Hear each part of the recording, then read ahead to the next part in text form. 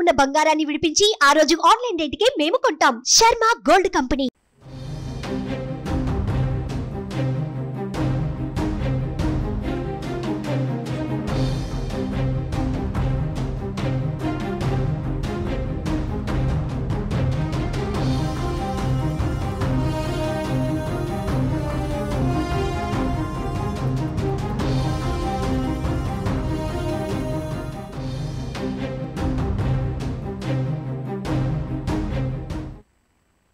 ఏపీలో టీడీపీ కూటమి విజయం దశగా దూసుకుపోతోంది.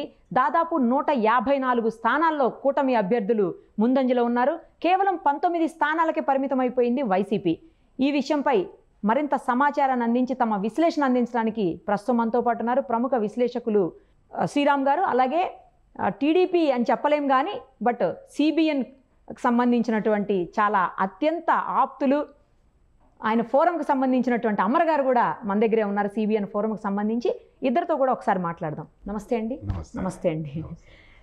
ఎలా ఉన్నారు? చాలా హ్యాపీగా ఉన్నారా మీరు అందరూ? ఎందుకంటే మీరు ఆ రోజు మొన్న 2 days బ్యాక్ ఏ రోజైతే మనకు కొన్ని సర్వేలన్నీ రిలీజ్ అయ్యాయో అదే రోజు మీరు చెప్పారు 150 స్థానాలు ఖచ్చితంగా కొడతాము అని చెప్పేసి. ఆ రోజు మీరు ఏం చెప్పారో ఇప్పుడు అదే జరుగుతుందా? 100% అండి. 151కి ఒకటి ఎక్కువ వస్తుంది కానీ తక్కువ రాదండి. ఇప్పుడు ఏమైంది, పరిస్థితులు ఏమేమి మారాయి అనేది ఒక అంచనా వచ్చింది నాకు. ఎందుకంటే 9 నెలలు మేము ఫీల్డ్లో వర్క్ చేసాం బాబు గారు అరెస్ట్ అయినప్పటి నుంచి May 13th వరకు.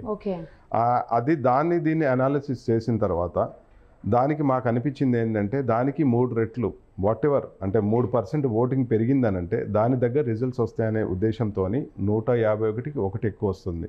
ప్లస్ టీచర్ ఓట్స్ అనుకోండి. స్వచ్ఛందంగా వేల మంది లక్షల మంది బయట నుంచి ఎన్ఆర్వీస్ హైదరాబాద్ నుంచి ట్రావెల్ చేసే విధానం కానీ, విజయవాడ హైవే మీద ట్రావెల్ చేయడం విధానం కానీ ఇవన్నీ చూసిన తర్వాత ఇప్పుడు అపోజిషన్ హోదా కూడా వస్తుందా రాదా అనేది ఒక ప్రశ్న.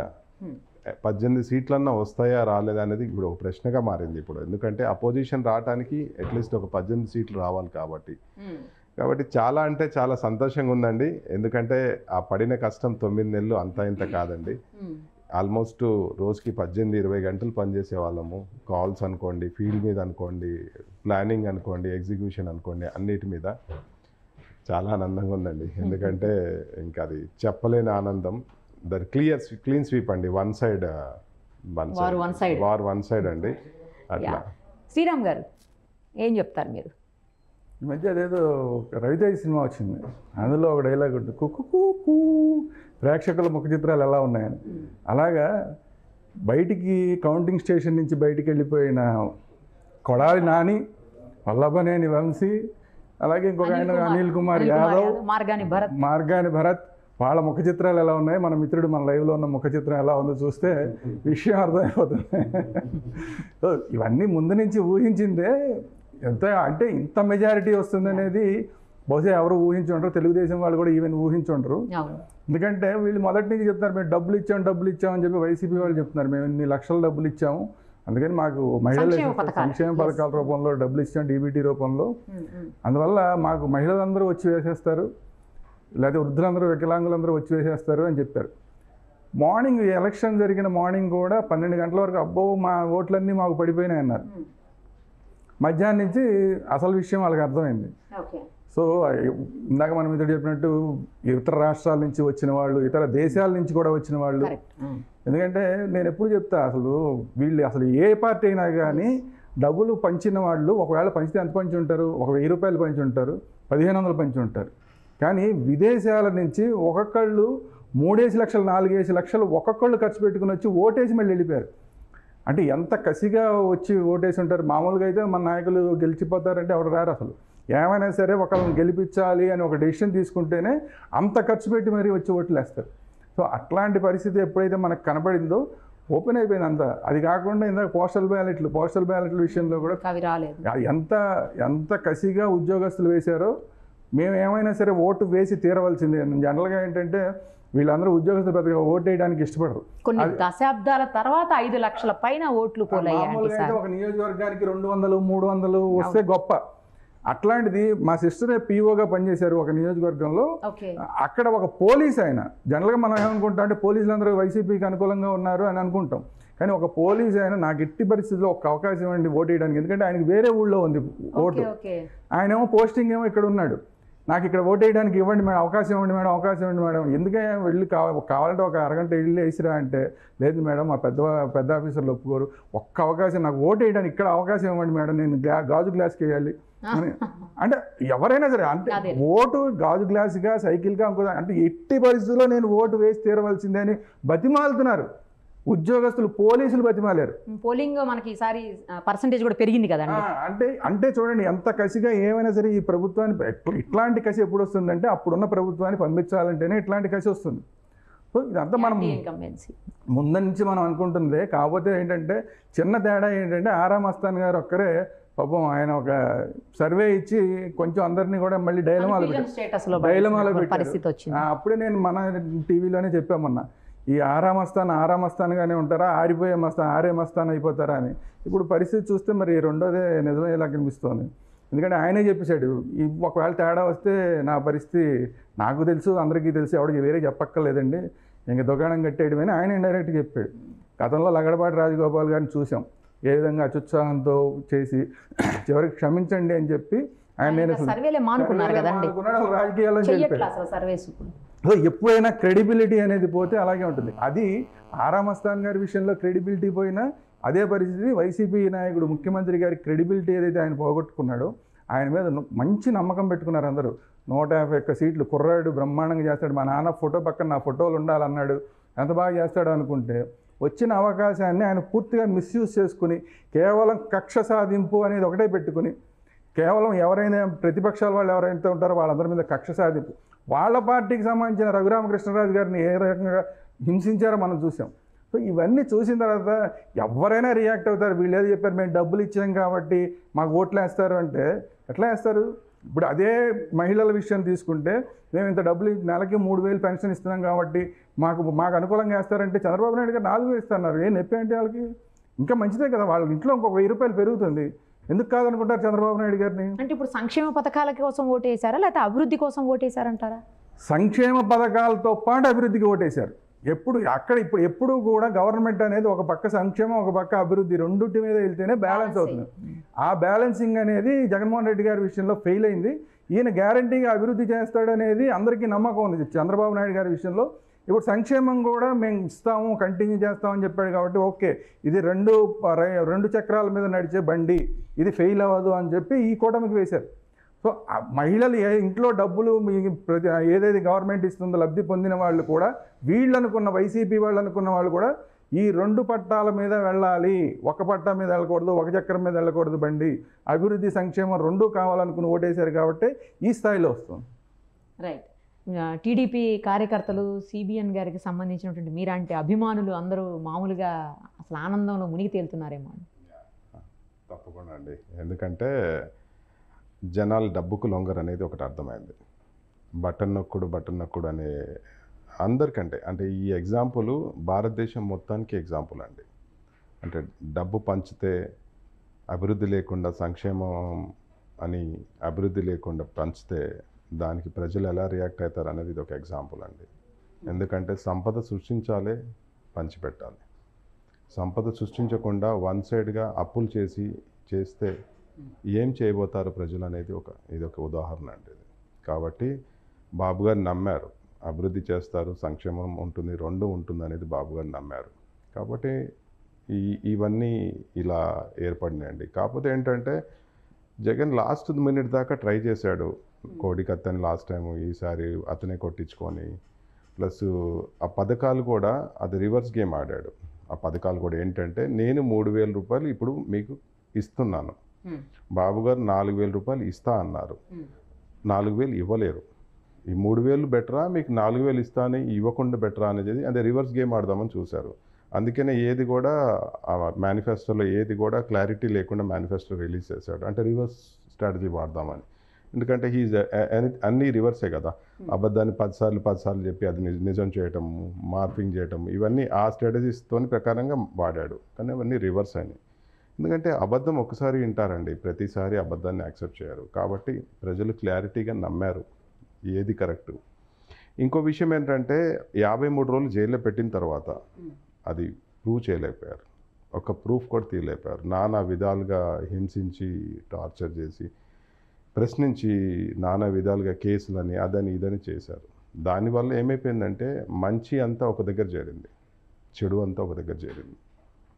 ఎందుకంటే అర్థమైపోయింది ఏం తప్పు లేకుండా ఏది లేకుండా ఇలా ఇబ్బంది పెడుతున్నాడు అని చెప్పేసి జనాలకు అర్థమైపోయింది. దాంతో ఆ వేవ్ అక్కడి నుంచి ఎగ్జాంపుల్ నేనున్నాను, నేను ఆ రోజు బ్యానర్ ఒకటి పెట్టాం, మీకు తెలిసిందే కదా, వైసీపీ వాళ్ళకి నేను సేల్స్ సర్వీస్ చేయను. ఆ రోజు చేసిన ఉద్యమం మనం మొదలు పెట్టాము.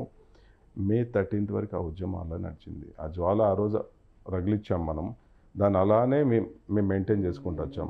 అలానే చాలామంది అండి మనలాగా మేమంటే సిబిఎన్ ఫోరం పెట్టి మొదటి ఎజెండాగానే మేము సోషల్ ఆర్గనైజేషన్ మొదటి ఎజెండానే బాబు గారిని సీఎం చేయాలనేది మా సిబిఎన్ ఫోరం మొదటి ఎజెండా.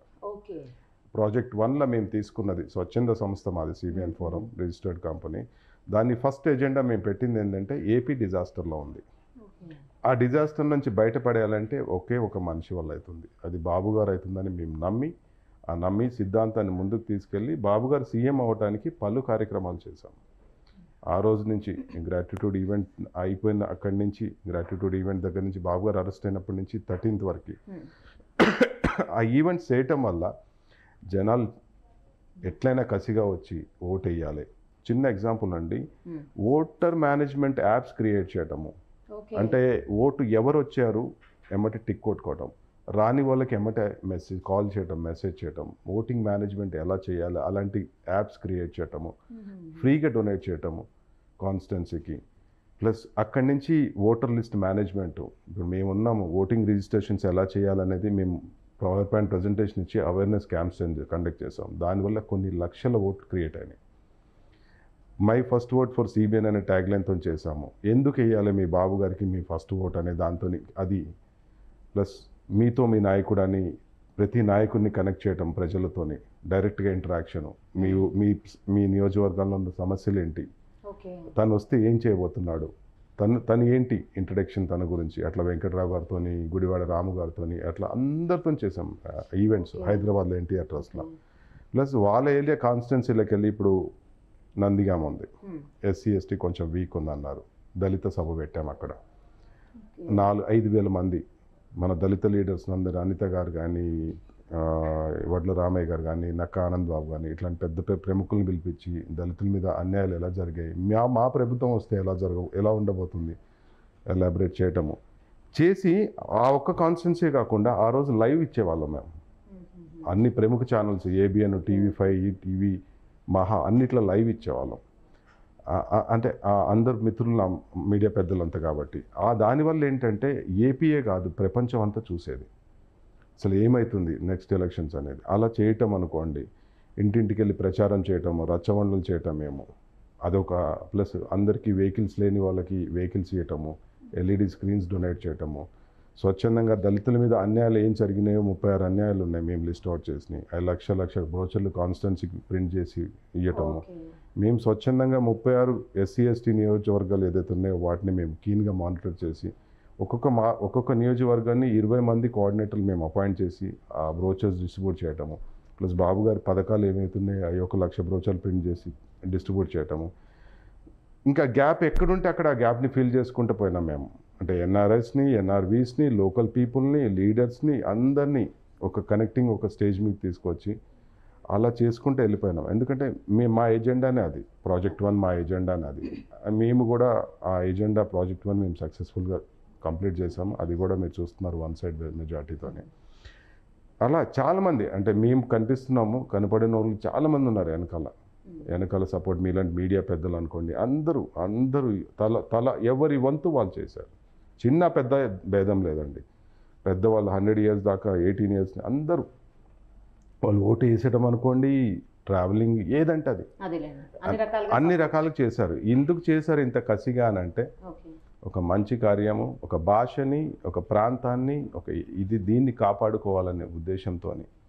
ఎందుకంటే ఇంకా భాష ఉండదు, ఏపీ కనపడదు, అదొక బీహారో లేకపోతే ఒరిస్సానో ఇట్లా తయారవుతుందనే ఉద్దేశంతో జనాలంతా కసిగా వేశారు ఈసారి ఓటు. శ్రీరామ్ గారు ఒక విషయం చెప్పండి, ఇప్పుడు 3 రాజధానుల అంశం కావచ్చు, లేకపోతే చంద్రబాబు గారి అరెస్ట్ కావచ్చు, ఈ 2 ఎక్కువ ఇంపాక్ట్ చూపించే అనుకోవచ్చా ఇప్పుడు? నేను ఎంత ఖర్చు పెట్టైనా సరే ఎలక్షన్ చేస్తాను అని చెప్పాడు. ఎందుకంత నీకు కసి అంటే అసలు అమెరికాలో ఉండేవాడు, అమెరికాలో ఉండేవాడు నాకు క్లాస్మేట్. ఏంటి అంటే అసలు అక్కడ మా మొహం చూపించుకోలేకపోతున్నాం, మీ రాష్ట్రానికి రాజధాని ఏంటంటే చెప్పుకోలేని పరిస్థితి, అసలు అభివృద్ధి ఏంటంటే చెప్పుకోలేని పరిస్థితి, ఆ నాయకుడు ఏంటి కనీసం మాట్లాడలేడు, విదేశాల నుంచి పెట్టుబడి తీసుకురాలేడంటే మాట్లాడలేని పరిస్థితి. ఆంధ్రప్రదేశ్కి సంబంధించిన వాళ్ళం అంటేనే మా పరువు పోతుంది అక్కడ. అందువల్ల ఎట్టి పరిస్థితుల్లోనూ ఈయన చేసే పనులని ఆపాలి, దానికోసం నేను ఎందాకన్నా వెళ్తా అంటే అతను వచ్చి పోటీ చేశాడు. అట్లా ఇందాక నేను చెప్పా కొంతమంది వచ్చి ఓట్లు వేశారు. వీళ్ళందరూ కూడా ఈ కసి రావడానికి కారణం ఏంటంటే అమరావతి అనేది ప్రత్యేకమైన ఇష్యూ. ఎందుకంటే అక్కడ ఒక ప్రత్యేకమైన రాజధాని కట్టిస్తే అది సెల్ఫ్ సఫిషియెంట్ రాజధాని, అక్కడ ఎవ్వడు ఏ డబ్బులు పెట్టక్కల ఆటోమేటిక్గా డెవలప్ అయిపోయే విధంగా ఆయన డిజైన్ చేశారు చంద్రబాబు నాయుడు గారు. ఆయన మనం విజన్ గురించి మాట్లాడుకుంటాం, విజనరీ లీడర్. సో అందువల్ల ఏంటంటే అక్కడ ఎవరు ఏ పెట్టుబడి పెట్టకుండానే అక్కడ పెద్ద సిటీ వచ్చేలాగా చేసిన దాన్ని మొత్తం భ్రష్టు పట్టించేసి అసలు అక్కడ 3 రాజధానులని మాట్లాడి, ఎక్కడన్నా 3 రాజధానులని ఎవరన్నా అంటారండి? అసలు 3 రాజధానులు మీ రాష్ట్రానికి ఏంటంటే 3 రాజధానులు అంటే చెప్పుకోవడానికి సిగ్గుచేటు ఎక్కడైనా. సో అట్లాంటి పరిస్థితిని తీసుకొచ్చిన ఇందాక మీరు అన్నారు అభివృద్ధి, ఆ అభివృద్ధికి చూశారు అంటానికి అభివృద్ధి కుంటుపడిపోయింది. అమరావతి కుంటుపడిపోవడం అంటే అభివృద్ధి కుంటుపడిపోవడం. At the same time Polavaram అనేది నిన్నటిదాకా మనకి ఉమ్మడి రాజధానిగా హైదరాబాద్ ఉంది, 2 రోజుల క్రితం నుంచి ఉమ్మడి రాజధాని కూడా లేదు, మనకి రాజధాని లేదు, ఉమ్మడి రాజధాని లేదు. ఇట్లాంటి పరిస్థితుల్లో మన పరిస్థితి ఏంటంటే విడిపోయిన సందర్భంగా ఆంధ్రప్రదేశ్కి ఆ కాంపెన్సేషన్ హైదరాబాద్కి వెళ్ళిపోయి తెలంగాణకు వెళ్ళిపోయినందుకు కాంపెన్సేట్ చేయడానికి కేంద్ర ప్రభుత్వం పోలవరం డిజైన్ చేసింది. కానీ ఆ పోలవరానికి డబ్బులు తీసుకురావడానికి కూడా ఫెయిల్ అయిపోయారు. రివర్స్ ఇందాక మిత్రుడు చెప్పినట్టు రివర్స్ టెండరింగ్ అని చెప్పి దాన్ని మొత్తం గబ్బు పట్టించేసి చివరికి అది కుంగిపోయేలాగా చేసి అసలు ఎప్పటికి పూర్తవుతుందో తెలియని పరిస్థితిలోకి దాన్ని తీసుకెళ్ళిపోవడం వల్ల ఒక పక్కన హైదరాబాద్ని కోల్పోయాం, ఒక పక్కన పోలవరం రావట్లేదు. ఆల్రెడీ 70% పూర్తయిన దానికి కనీసం ఒక 10-20% కూడా పనికాల, ఒక 2% కూడా పనికాల. ఇప్పుడు అది ఎప్పటికి అవుతుందో తెలియని పరిస్థితి. అందువల్ల పూర్తి స్థాయిలో అభివృద్ధి అనేది కుంటుపడిపోయింది. ఆ అభివృద్ధి అనేది మళ్ళీ రావాలంటే మీకు గుర్తుపెట్టుకోవాలి, మనం రాష్ట్రం విడిపోయిన సందర్భంలో అందరూ జగన్మోహన్ రెడ్డి గారు వస్తారనుకున్నాను. ఎందుకంటే ఆయన అప్పుడు ఓదార్పు యాత్రలు మంచి స్వింగ్లో ఉన్నాడు ఆయన. అట్లాంటి పరిస్థితుల్లో ఆయన వస్తాడనుకున్న సమయంలో మొత్తం విచక్షణ జ్ఞానంతో ఆంధ్రప్రదేశ్ ఓటర్లందరూ ఆలోచించి లేదు ఇలాంటి టైంలో మనకి విజనరీ లీడర్ కావాలి, అభివృద్ధిని చేసే లీడర్ కావాలని చెప్పి అప్పుడు చంద్రబాబు నాయుడు గారిని తెచ్చుకున్నారు. మళ్ళీ ఆ అభివృద్ధి ఎప్పుడైతే పూర్తి స్థాయిలో కుంటుపడిపోయిందో, రాష్ట్రం ఎప్పుడైతే అప్పుల పాలైపోతుందో, చెప్పుకోవడానికి సిగ్గుచేటు ఒక రాజధాని కూడా లేని రాష్ట్రం అయిపోయిందో, ఇప్పుడు కూడా మళ్ళీ ఆయన తెచ్చుకోవాల్సిందే అని చెప్పి ఈయన పరిపాలన మూలంగానే జగన్మోహన్ రెడ్డి గారు చేసిన పరిపాలనలో చేసిన లోపాల మూలాన మళ్ళీ చంద్రబాబు నాయుడు గారు ఏమైనా సరే రావాల్సిందే అని చెప్పి ఈ స్థాయిలో మొత్తం ఓటర్లందరూ రియాక్ట్ అయ్యారంటే అభివృద్ధి అనేది మళ్ళీ రావాలి, లేకపోతే మనం ఈ దేశంలో ఒక పార్ట్గా ఉండం, మనం బీహార్ లాగా అయిపోతాం అని చెప్పి ఈ స్థాయిలో ఓటర్లు వస్తున్నారు. ఇందాక సంక్షేమం గురించి కూడా మనం అనుకున్నాం. భారతిరెడ్డి గారు మీరు గుర్తుపెట్టుకుంటే ఆవిడ అక్కడ వాళ్ళ ఏరియాలో ప్రచారం చేసేటప్పుడు మీకు ప్రతి ఇంట్లో ఎంతమంది పిల్లలు ఉంటే అంతమంది పిల్లలకి కూడా ఫీజు రీఎంబర్స్మెంట్ చేస్తామని చెప్పింది. కానీ ఈయన వచ్చిన తర్వాత ఒక్కళ్ళకి మాత్రమే చేస్తాను, మిగతా వాళ్ళ సంగతి నాకు అనవసరం అన్నాడు ఈయన. సో అట్లా కానీ ఇప్పుడు సిబిఎన్ గారు ఈయన వచ్చిన తర్వాత నేనే ఇంట్లో ఎంతమంది పిల్లలు ఉంటే అంతమందిని చదివిస్తాను నేనని చెప్పాడు. ఏది బెటర్ అనుకుంటారు? సంక్షేమం పరంగా కూడా వాళ్ళు మాట తప్పారు. ఈయనేమో నేను అందరి పిల్లల్ని చదివిస్తాను, మీకు ఎంతమంది పిల్లలు ఉంటే అంతమంది పిల్లలకి నేను చదివిస్తానని చెప్పాడు. సో సంక్షేమము ఒక పక్కన చంద్రబాబు నాయుడు గారి కూటమి మేము సంక్షేమం చేస్తామని చూపించింది, ఏమేం చేస్తామో స్పష్టంగా చెప్పారు. 3 సిలిండర్లు ఇస్తామన్నారు, ప్రతి గృహిణికి కూడా ఎంతో ఉపయుక్తం. అది కాకుండా ఫ్రీ బస్ అనేది కర్ణాటకలో సక్సెస్ అయింది, కాంగ్రెస్ అధికారంలోకి వచ్చింది. దాన్ని చూసి తెలంగాణలో రేవంత్ రెడ్డి గారు పెట్టారు, ఇక్కడ సక్సెస్ అయింది, రేవంత్ రెడ్డి గారు అధికారంలోకి వచ్చాడు. అదే అక్కడ చంద్రబాబు నాయుడు గారు మేము ఫ్రీ బస్ ఇస్తామన్నారు, మహిళలందరూ కూడా దాన్ని కూడా ఆకర్షితులయ్యారు ఖచ్చితంగా. ఎందుకంటే ఆ ఫ్రీ బస్ ద్వారా ఎన్నో మనం ఎక్కడికన్నా వెళ్ళి మనకి ఆ మిగిలే డబ్బుల్ని ఇంట్లో వాడుకోవచ్చు మహిళలు. సో అందువల్ల ఆ ఫ్రీ బస్ అనేది కూడా చాలా స్పష్టంగా కనబడుతోంది. ఈరోజు సక్సెస్లో ఆ ఫ్రీ బస్ అనేది కూడా కనబడుతోంది. సో ఈ విధంగా సంక్షేమం చూపిస్తున్నారు. ప్రతి ఆడబిడ్డకి కూడా 1500 ఇస్తా ఉన్నాడు ఆయన. 18 ఏళ్ళు నిండితే చాలు, ఆడపిల్ల అయితే చాలు, నెలకి 1500 ఇస్తా ఉన్నారు. ఎవరు కాదంటారు? సంక్షేమం ఒక పక్కన చూపిస్తున్నారు, అభివృద్ధి చేస్తారు అనేది దీనికి ఆల్రెడీ ప్రూఫ్ ఉంది. సో ఈ అభివృద్ధి సంక్షేమం 2 చూపించారు కాబట్టి దీనికి తగ్గట్టు చాలా ఈరోజు ఈ పరిస్థితి రావడం 153 వచ్చినాయంటే 154 వస్తున్నాయి అంటే కూటమి అనేది చాలా ఇంపార్టెంట్. ఎందుకంటే గతంలో వీళ్ళందరూ విడిపోయిన 2014లో కలిసి ఉన్నారు, సక్సెస్ అయ్యారు. తర్వాత విడిపోవడం వల్ల ఓట్లన్నీ చీలిపోయినాయి. దాన్ని అడ్వాంటేజ్గా తీసుకుని జగన్మోహన్ రెడ్డి గారు అధికారంలోకి వచ్చారు. ఇప్పుడు మళ్ళీ ఎప్పుడైతే ఓటర్లందరూ కలిశారో, 3 పార్టీల ఓటర్లు కలిశారో, ఆటోమేటిక్గా ఎస్ ఇది కరెక్ట్ కూటమి, వీళ్ళు బలంగా ఉన్నారు, వీళ్ళు బలంగా రాష్ట్రాన్ని ముందుకు తీసుకెళ్ళగలరు.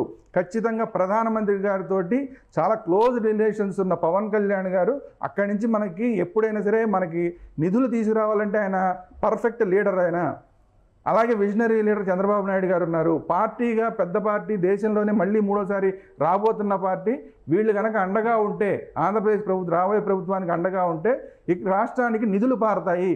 సో ఇవన్నీ కూడా ఇందులో కనబడుతున్నాయి కాబట్టి ఈ కూటమికి ఈరోజు ప్రజలు పట్టం కట్టబోతున్నారు. ఇంకా అసలు ఇంకా ఎక్కువ పెరుగుతాయి. మనం చూస్తున్న కొద్దీ అటు పెరుగుతోంది, ఇటు తగ్గుతోంది. మరి మొత్తం 2019లో ఏమైందో దానికి రివర్స్ అయ్యేలా కనిపిస్తోంది పరిస్థితి. సో చూద్దాం ఏం జరుగుతుందో. సుమన్ టీవీలో మీ పర్సనల్ అండ్ బిజినెస్ ప్రమోషన్స్ కోసం కింది నెంబర్కి కాంటాక్ట్ చేయండి.